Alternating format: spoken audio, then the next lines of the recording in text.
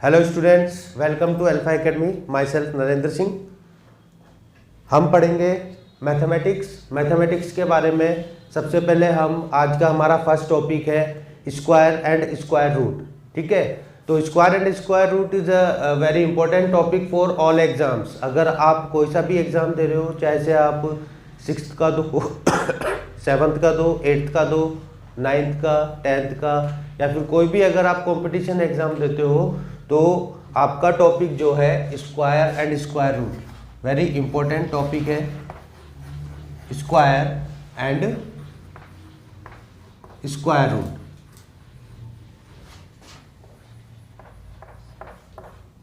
Very important topic for exam point of view.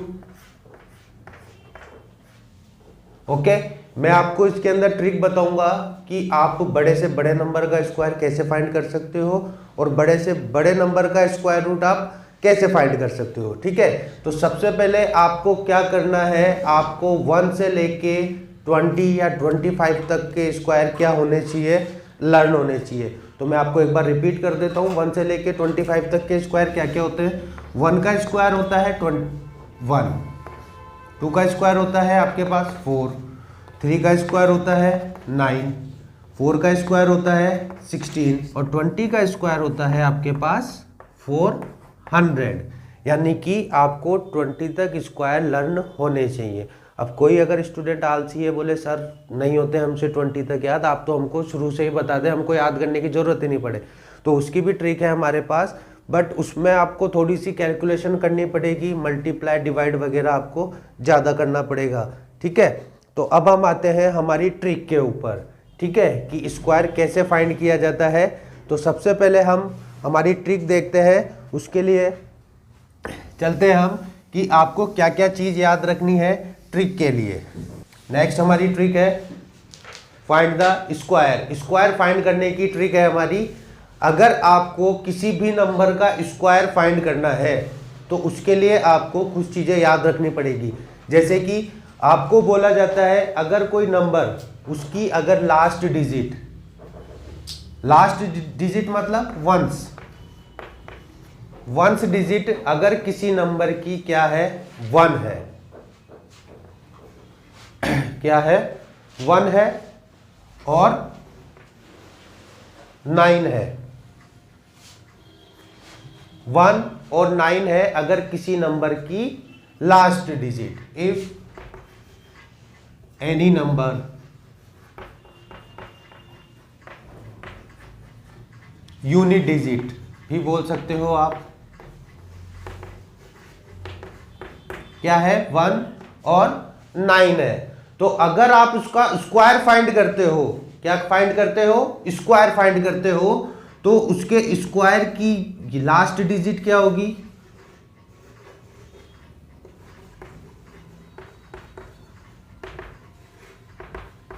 Always 1 होगी। अगर आपको कोई नंबर दे रखा है और उस नंबर की लास्ट वंस या यूनिट डिजिट आपको 1 और 9 है, तो अगर आप उसका स्क्वायर फाइंड करोगे तो उसकी लास्ट डिजिट हमेशा क्या आएगी, 1 आएगी। क्या आएगी, 1 आएगी। तो आपको ये सारे नंबर्स की याद रखनी है। ठीक है, तो मैं सारे नंबर्स की लिख देता हूँ आपको कि अगर जिस नंबर की लास्ट डिजिट ये होगी तो आपको उसके स्क्वायर की लास्ट डिजिट क्या क्या हो सकती है। अगर आपको बोला जाए 1 और 9, किसी नंबर की लास्ट डिजिट है 1 और 9, तो उसके स्क्वायर की लास्ट डिजिट क्या होगी, 1। अगर आपको बोला जाए 2 और 4, ठीक है, 2 और 4 नहीं लेकर के आप ले 8। ठीक है, तो इसकी यूनिट डिजिट, आपकी लास्ट डिजिट क्या होगी स्क्वायर की, 4 होगी। अगर आपको बोला जाता है 3 और 7, किसी नंबर की लास्ट डिजिट अगर 3 और 7 है तो इसके स्क्वायर की लास्ट डिजिट क्या होगी आपकी, 9। अगर आपको बोला जाता है 4 और 6, तो इसके स्क्वायर की लास्ट डिजिट क्या होगी, 6।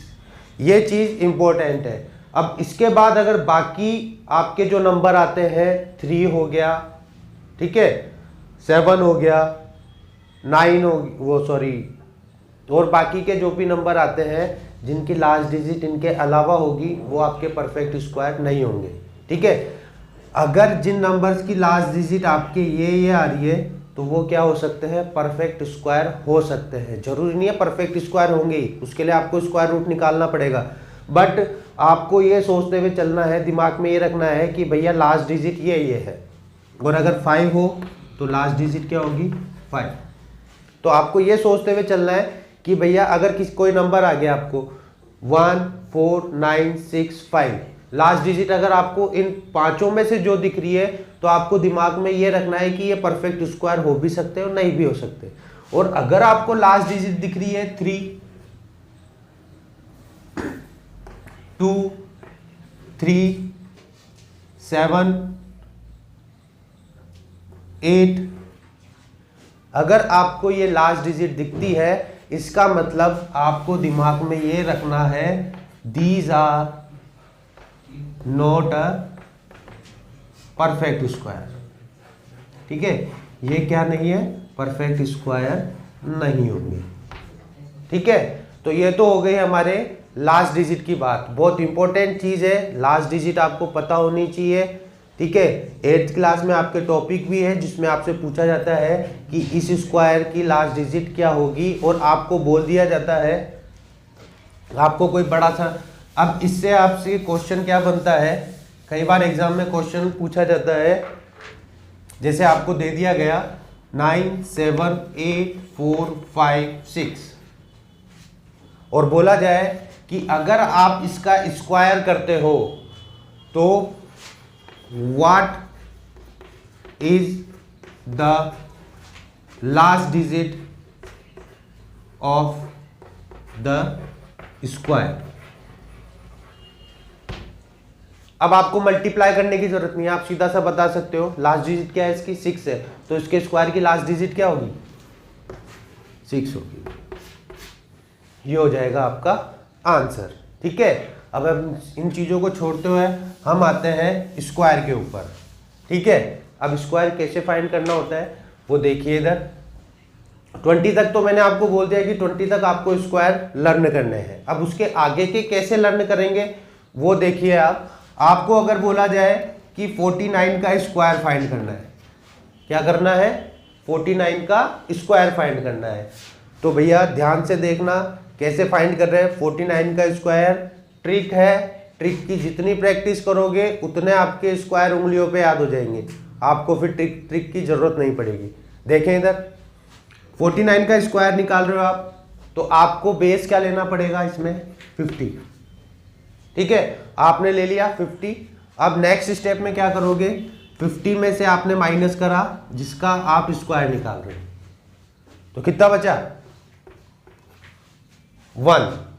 अब 1 का स्क्वायर करते हो आप तो क्या आता है, 1 ही आता है। 1 का स्क्वायर करने पर कितना आ रहा है, 1 आ रहा है, बट आपको स्क्वायर निकाल रहे हो तो स्क्वायर के लिए 2 डिजिट की जरूरत पड़ती है, तो आप लिखोगे इसको 0 और 1।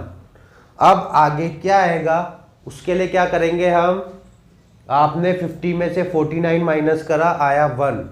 अब 50 के हाफ कितना होता है, 50 का हाफ 25। 25 में से 1 माइनस करोगे कितना आया, 24। ये हो गया आपका 49 का स्क्वायर। ठीक है, इसका मतलब अब आपको ऐसे करने की जरूरत नहीं है। ठीक है, अगर आप इस तरीके से करते हो, 2-4 दिन प्रैक्टिस करते हो, तो आपको ये सब लिखने की भी जरूरत नहीं पड़ेगी, आप दिमाग में सॉल्व करके सीधा आप स्क्वायर लिख सकते हो। ठीक है, एक और क्वेश्चन ले लेते हैं हम। जैसे आपको करना है 42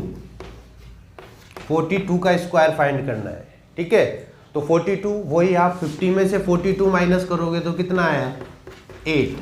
अब क्या करना है, 8 का स्क्वायर कितना होता है, 64। इसमें ऑलरेडी 2 नंबर है, आपको 0 लगाने की जरूरत नहीं है। जहां पर एक नंबर आ रहा है वहां पर आपको 0 लगानी है आगे, जहां पर ऑलरेडी 2 नंबर आ रहे हैं वहां पर आपको 0 लगाने की जरूरत नहीं है। 8 का स्क्वायर 64। नेक्स्ट क्या करना है, 25 में से 8 को माइनस करोगे तो कितना आएगा, कितना बचेगा, 25 में से 8 गया तो 17, ये बचा आपका 17। तो आपका 42 का स्क्वायर कितना हो गया, 1764। ठीक है, तो जितनी आप इसकी प्रैक्टिस करोगे उतना आप इजी हो जाएगा आपके लिए। ठीक है, तो देखिए इधर एक क्वेश्चन और ले लेते हैं हम। ठीक है, तो एक ले लिया हमने 39 का स्क्वायर कैसे फाइंड करते हैं। 39 में आप करोगे 50 में से 39 माइनस करा तो कितना बचा, 11। अब आपको पता है 11 का स्क्वायर मैंने बोला है 20 तक याद होने चाहिए, तो 11 का स्क्वायर होता है 121। आपको लिखनी है 2 ही डिजिट, तो ये लिखी मैंने 2 डिजिट, कितनी आ गई 21। अब जो ये 1 है, जो आगे आपका नंबर आएगा उसके अंदर कैरी करना है। ठीक है, यहां पर जो नंबर आप लिखोगे जो आएगा उसको क्या करना है, 1 कैरी करना है। तो यानी कि 25 में से आप 11 माइनस करोगे तो कितना बचेगा 14, और 14 में आपने 1 ऐड करा तो कितना बचा 15। ये हो गया आपका 39 का स्क्वायर। ठीक है, इसलिए आपको 20 तक लर्न करने हैं स्क्वायर, ताकि आपको ये छोटे मोटे स्क्वायर निकालने की जरूरत ना पड़े। ठीक है, अब ये था आपका 50 से नीचे का। अब अगर आपको 50 के अबव नंबर का अगर आपको स्क्वायर फाइंड करना है तो कैसे करेंगे। ठीक है, जैसे आपको बोल दिया गया 53 का स्क्वायर फाइंड करना है। ठीक है, पूरा मेथड वही लगाना है। ठीक है, अब 50 से ऊपर है, 50 से कम वाले में हम 25 में से माइनस कर रहे थे, अब 50 के अबोव वाले में हम 25 के अंदर ऐड करेंगे। तो देखो 53 लेना वही है 50, 53 में से 50 गया कितना बचा 3, वही 3 का स्क्वायर 9 होता है। 2 नंबर लिखने हैं, 2 डिजिट लिखनी है, तो ये हो गया आपका 0 और 9 हो गया। अब 25 में 3 ऐड करोगे तो कितना आ गया 28। ये हो गया आपका 53 का स्क्वायर।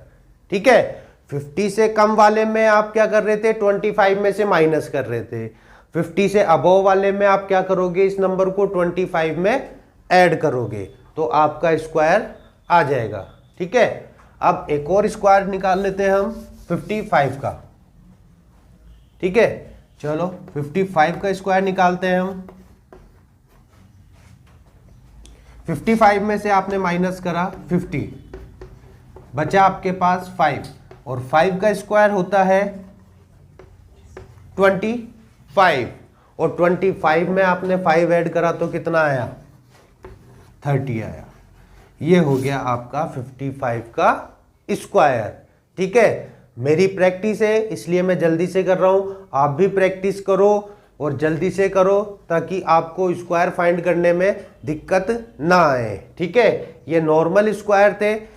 नेक्स्ट क्लास में हम स्क्वायर रूट्स के बारे में पढ़ेंगे, फिर उससे नेक्स्ट क्लास में हम वर्ड प्रॉब्लम के बारे में पढ़ेंगे कि स्क्वायर्स की वर्ड प्रॉब्लम कैसे सॉल्व की जाती है। अगर आपको एक्स वाई वेरिएबल गिवन हो तो आप उसके अंदर स्क्वायर कैसे फाइंड करोगे। आज के लिए इतना ही।